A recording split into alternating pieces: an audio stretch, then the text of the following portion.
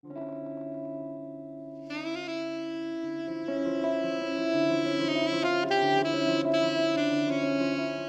petits paisatges són aquells elements que anem descobrint de la ciutat, que no estan catalogats, però que formen identitat de ciutat i que moltes vegades són vestigis històrics i moltes vegades són icones de la ciutat. La pintada en concret forma part del que nosaltres en diem els petits paisatges.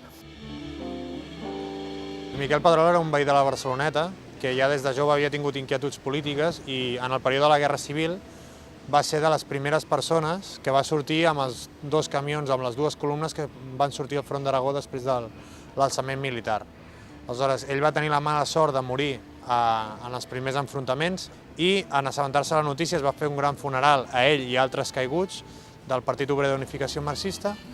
i amb el temps se li va voler dedicar un carrer, en aquest cas el carrer Sant Miquel, que va ser un dels que va canviar de nom durant aquest període.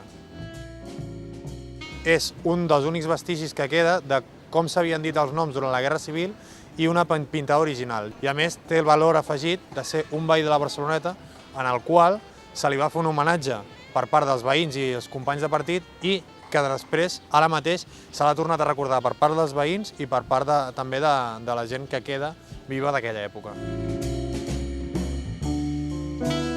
No más, lo importante, pienso yo, es haber recuperado